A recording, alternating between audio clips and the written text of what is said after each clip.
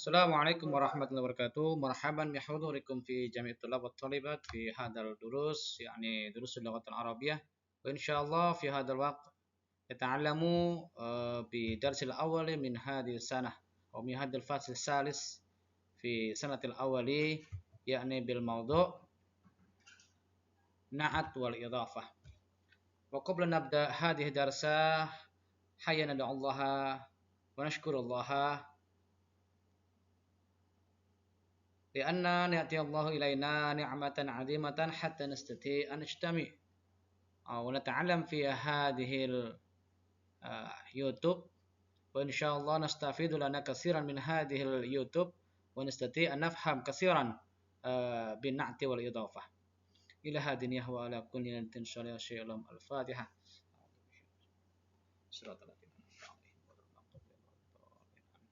طيب أيها الطالب والطالب والطالبات وإن شاء الله نستمر دراستنا الأولي يعني بالموضوع نعت والإضافة ونستمر إلى صفحة التالي يعني kompetisi dasar إن شاء الله قبل نتعلم أو ندرس بقراءة الرياضة لابد لنا أن ندرس أن نتعلم التركيب بالنعت والإضافة. نعم طيب هذا kompetisi dasar. نعم konsep يعني إن شاء الله نتعلم بالاستماع كيف المثال من النعت والإضافة ومهارة القراءة وكيف نقرأ المثال النموذج بنعت والإضافة وثالثا وهذا لابد لنا أن نفهم في هذه الحال في هذه المرحلة يعني menuliskan naat idhofah sesuai dengan kalimat yang tersedia, mengurutkan kata menjadi kalimat, menyusun kalimat dari kata-kata yang tersedia dan mengkonstruksikan teks deskriptif sesuai dengan judul tersedia. Hada labud lana an najma atau nadrus fi hadzal waqt. Ini yang akan kita pelajari pada sesi ini. Oke, nastamir.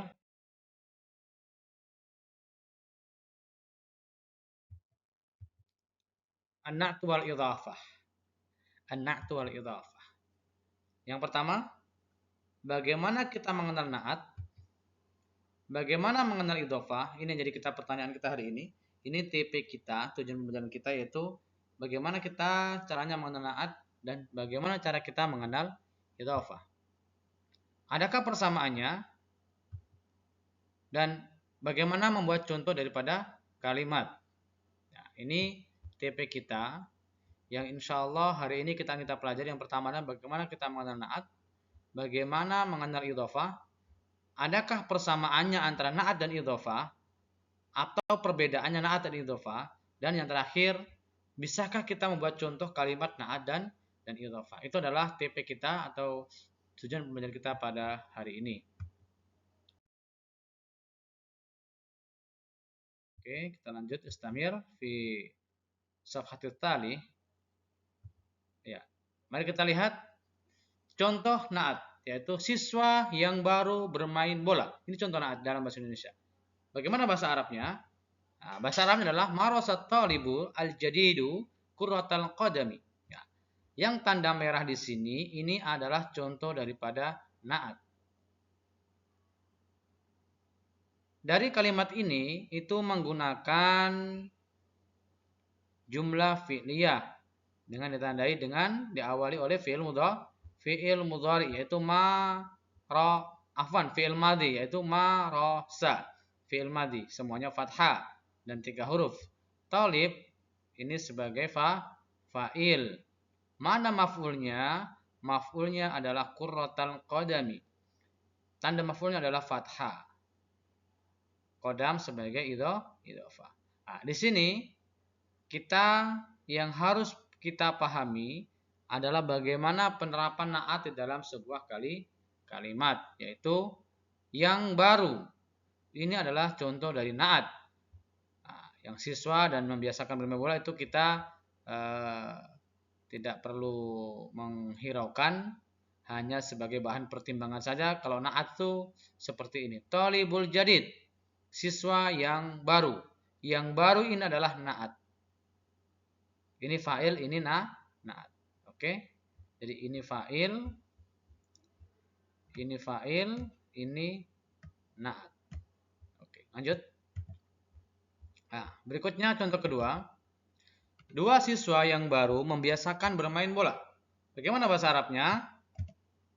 Marasat tolibanil jadidani kurratal qadami. Ya. Jadi karena dia mudzakkar dan muannas, afwan, dia mudzakkar dan kemudian dia tasniyah, maka penulisannya akan berbeda.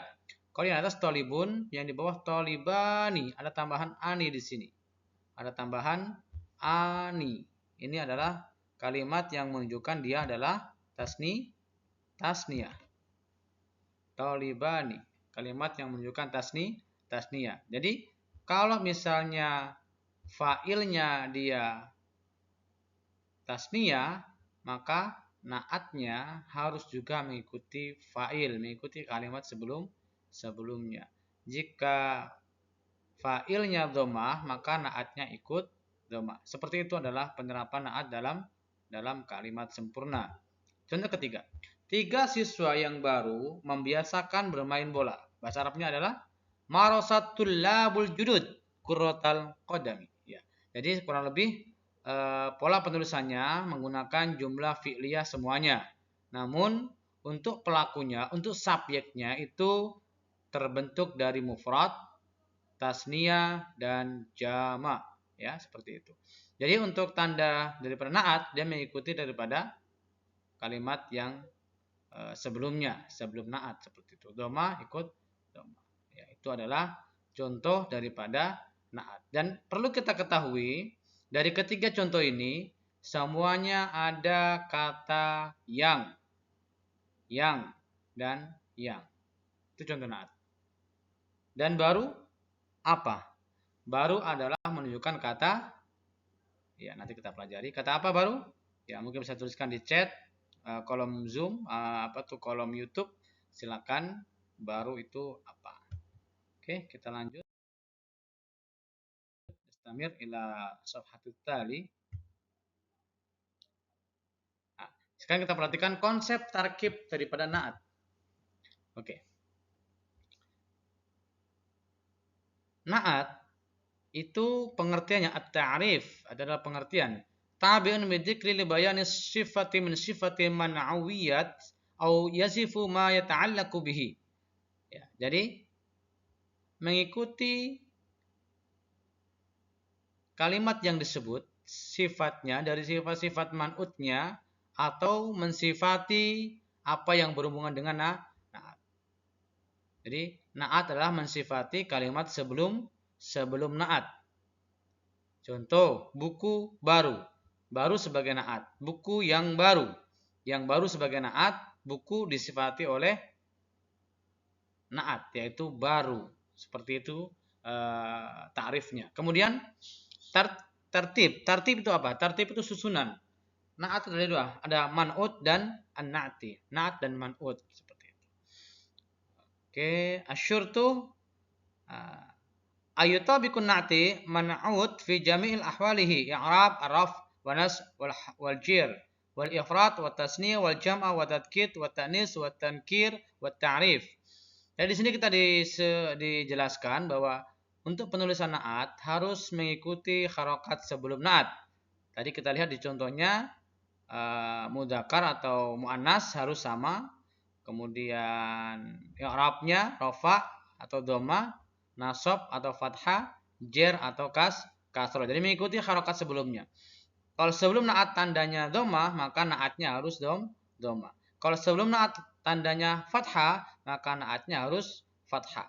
Begitu pula sebelum naat tandanya adalah kasrah, jer, maka naatnya harus mengikuti tanda sebelumnya, itu adalah kasrah. Mufrad, tasniyah, jamak tadi seperti tadi harus mengikuti. Kalau naatnya, man'utnya dia mufrad, dhamma, maka ikut dhamma. Kalau mufrad man'utnya tasniyah, ani, maka naatnya harus ani. Nah, jamak begitu pula. Seperti itu. Ya, itu adalah konsep untuk pembuatan naat. Kira bisa dipahami seperti itu. Sekarang contoh idhofah. Kita membiasakan bermain bola di lapangan. Ini adalah contoh idhofah. Ada kata bermain dan bola. Gimana bahasa Arabnya? Numarisu qurratal qadami fil maidani. Nah, kalimat yang berwarna merah ini adalah contoh daripada idhofah.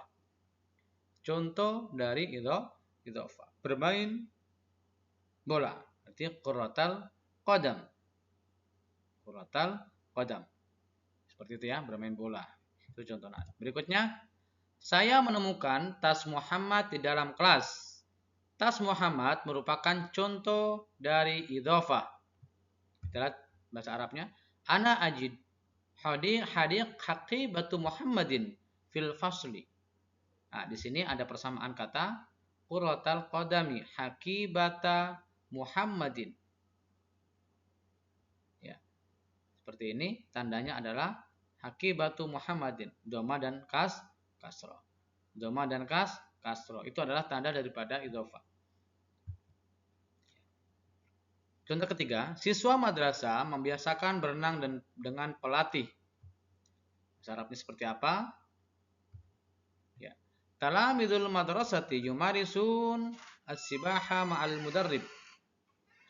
Jadi di sini kita lihat talamidul madrasati. Di sini contoh idhofah. Ya.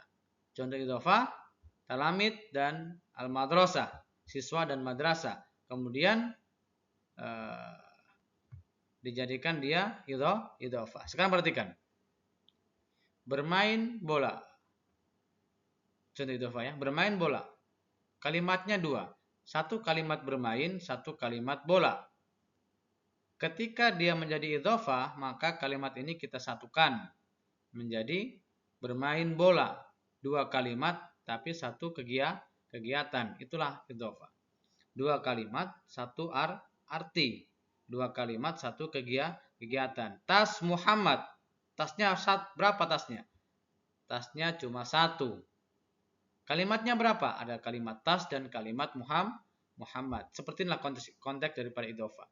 Dua kalimat namun memiliki satu arti atau satu pekerjaan. Berikut yang ketiga, siswa madrasah. Sebelum jadi naat, siswa sendiri, madrasah sendiri. Jadi talamidu madrasatu sendiri. Namun ketika dia menjadi idhofah, maka talamid al-madrasati. Jadi akan berubah di sini. Talamidul madrasati. Harokatnya dari doma menjadi doma kasroh. Nama saya Diva dan saya berteman dengan Anissa.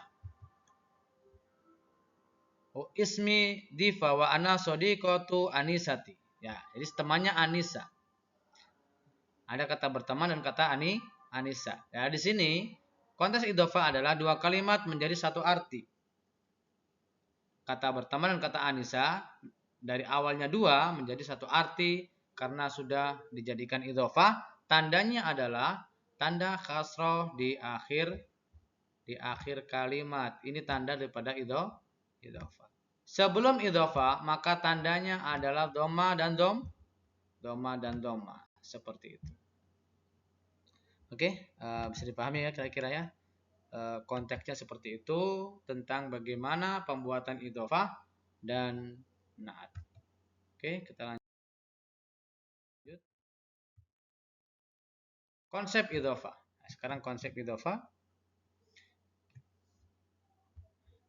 Ya'rabu bihasbi muwaqifah fil jumlah.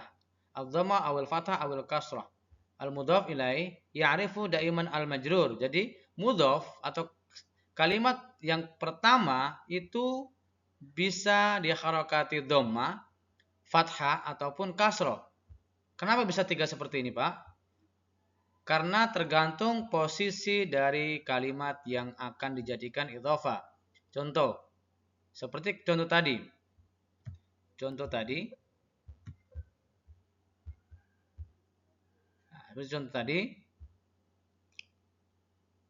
Qurratal qadami.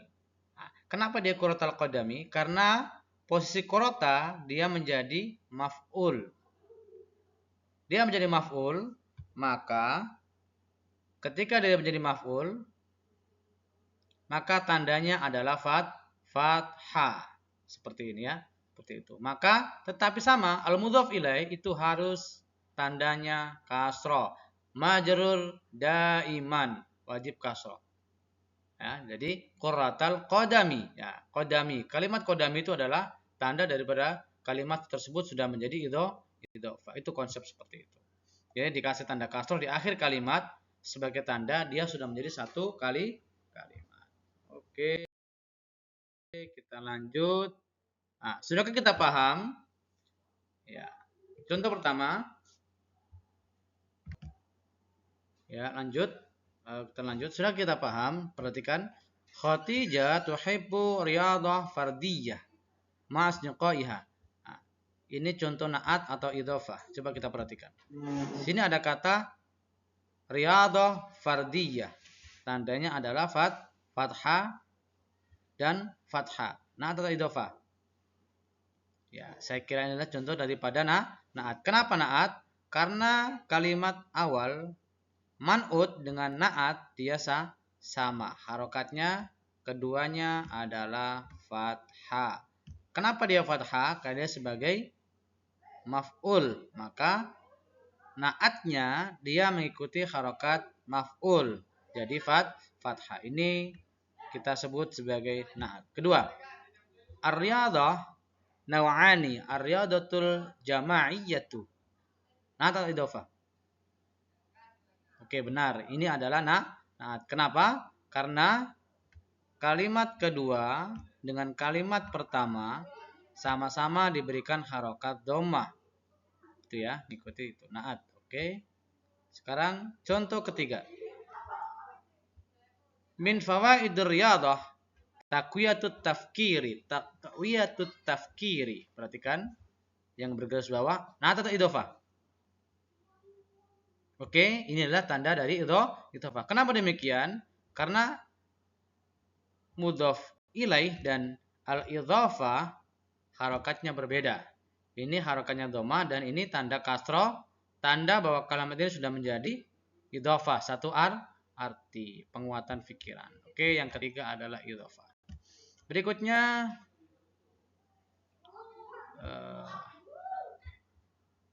ini ketutupan ya. Ar-riyadatul fardiyah hiya riyadatun yaqumu biha sahsun nafsi. Riyadatul fardiyah. Ya, ini adalah contoh na'at atau idhofah? Ya, contoh dari na'at. Kenapa? Karena kalimat kedua ya, kita hapus dulu. Kalimat kedua dia mengikuti pada kalimat pertama, tandanya, tanda bacanya sama, dhammah dan dhammah. Maka dikatakan ini sebagai na'at. Berikutnya terakhir, min fawaidur riyadah tahmilul jismi. Tahmilul jismi. Idhofah atau na'at? Oke, ini adalah na'at. Kenapa idhofah? Afwan. Karena kalimat pertama dhammah dan idhofahnya adalah kasroh. Tahmilul jismi, meringankan badan. Oke. Ini adalah contoh kalimat idhofah dan na'at dalam sebuah konteks kalimat yang sempurna.